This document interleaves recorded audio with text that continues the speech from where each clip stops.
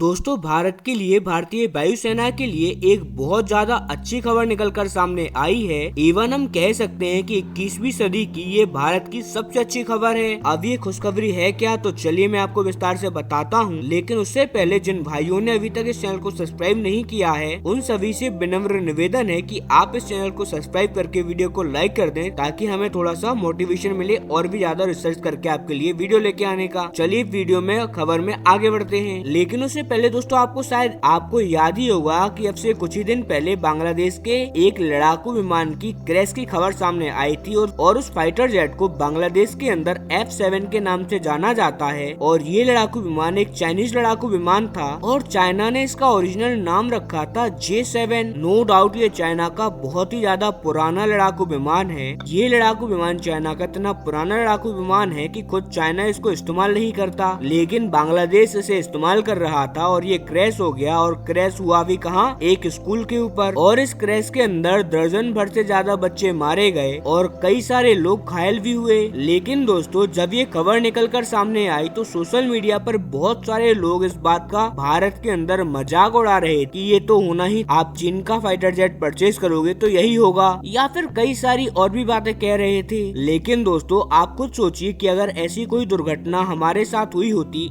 Even हमारे साथ भी हुई है। हमारे देश भारत के अंदर भी पिछले 4 महीनों के अंदर ही भारत के खुद के 3 लड़ाकू विमान क्रैश हो चुके हैं। हमने करीबन 2 से 3 पायलट खो दिए और उसमें से भी 3 पायलट तो ऐसे भी हैं जो कि शायद अब कभी भी लड़ाकू विमान को नहीं चला पाएंगे। यानी कि भारत ने पिछले 4 महीनों में ही 6 अपने पायलटों को खो दिया। अब आप इसी बात से अंदाजा लगा लीजिए कि भारत भी कितना ज्यादा जूझ रही है। अब इसी से आप अंदाजा लगा लीजिए कि भारतीय वायुसेना भी कितना ज्यादा जूझ रही है लड़ाकू विमानों की कमी से। और इसमें भी सबसे बड़ी बात कि जब भारत के लोग मजाक उड़ा रहे थे बांग्लादेश के अंदर हुई उस ट्रेजेडी में, अब दोस्तों मैं यहाँ पर इसीलिए बांग्लादेश के बारे में बोल रहा हूँ क्योंकि उस ट्रेजेडी में छोटे छोटे बच्चे मारे गए हैं। और मेरा ये मानना है कि जब कहीं ऐसी दुर्घटना हो जहाँ बच्चे ज्यादा मारे जाएं या फिर कोई आम जनता मारी जाए, तो ऐसी दुर्घटना में हमें किसी का मजाक नहीं उड़ाना चाहिए। खैर दोस्तों चलिए खबर में आगे बढ़ते हैं। दरअसल दोस्तों भारत ने पिछले 5 सालों में करीबन 26 अपने लड़ाकू विमान खो दिए हैं और 12 से ज्यादा ऐसे पायलट हैं जो अब भारतीय वायुसेना के, और 12 से ज्यादा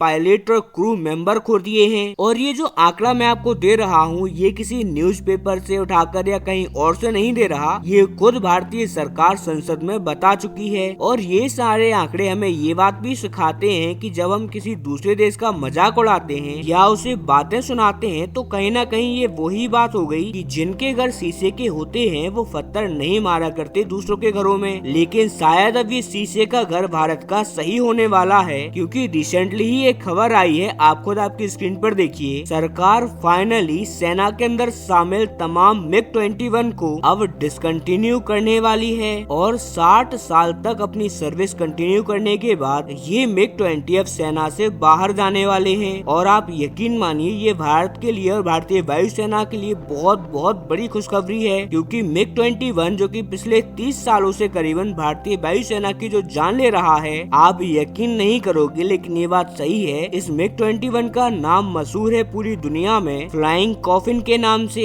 फ्लाइंग कॉफिन मतलब कि उड़ता हुआ ताबूत। और अब भारतीय सेना उस ताबूत को अपनी सेना से बाहर निकालने वाली है। अब आप खुद सोचिए कि एक लड़ाकू विमान 30 सालों से ज्यादा सर्विस नहीं दे सकता। 30 साल भी मैंने बहुत ज्यादा बोल दिए हैं, लेकिन भारत MiG-21 को करीबन 60 साल से चला रहा है। इसीलिए अगर हम अपने डिफेंस के लिहाज से, अपने वायुसेना के लिहाज से इसे देखें तो 21वीं सदी की ये खबर हमारे लिए इतनी बड़ी खुशखबरी बन जाती है, क्योंकि आखिरकार हमारी सरकार मान गई है इस MiG-21 को सेना से बाहर करने में। अदरवाइज से कुछ महीने पहले तक तो खबर ये सुनने में भी आई थी कि MiG-21 बाइसन को एक और अपग्रेडेशन देने वाले हैं। मतलब कि यार एक लड़ाकू विमान को हम पिछले 60 सालों से चला रहे हैं और अभी भी ये सोच रहे थे कि उसे और चलाएंगे। और हम यहाँ बात कर रहे हैं एक फाइटर जेट की, जहाँ जिस देश में 10 साल पुरानी गाड़ियों का रजिस्ट्रेशन बंद होने वाला है, इवन दिल्ली में तो हो चुका है। हम 50-60 साल पुराना कोई भी ट्रैक्टर तक नहीं चलाते खेतों में, और हम एक फाइटर जेट 60 सालों से चला रहे हैं और उसे भी और आगे कंटिन्यू करने की बात हो रही थी। इसीलिए दोस्तों जब से ये खबर निकलकर सामने आई है, ये हमारी वायुसेना के लिए सबसे ज्यादा बड़ी खुशखबरी है। खास करके इसलिए क्योंकि अब उन्हें ये उड़ते हुए ताबूत से छुटकारा मिल जाएगा। लेकिन अभी हम एक और खुशखबरी डिजर्व करते हैं और वो खुशखबरी है जैगुआर को लेकर। दोस्तों जैगुआर फाइटर जेट भी 40 साल पुराने हो चुके हैं और अब उन्हें रिटायर करने का टाइम भी आ गया है, क्योंकि कुछ महीने पहले मुझे भी कहीं से इस टाइप का पता लगा कि जैगुआर के कुछ वेरिएंट्स को सरकार अपग्रेड करने के बारे में विचार कर रही है। लेकिन दोस्तों 40 साल बहुत होते हैं। एक फाइटर जेट बहुत ही ज्यादा क्रिटिकल मशीन है। अगर उसका एक पैच भी इधर से उधर हो गया तो फाइटर जेट या कोई भी ऑब्जेक्ट सीधा ऊपर से नीचे आ जाता है। इसीलिए अब टाइम आ गया है कि जैगुआर को भी हमें किनारे लगा देना चाहिए। हमें इस चीज का इंतजार नहीं करना चाहिए कि जैगुआर नया फ्लाइंग कॉकपिट बने। हालांकि इस खबर पर आपका क्या मानना है, आपकी राय हमें कमेंट में देना ना भूलें।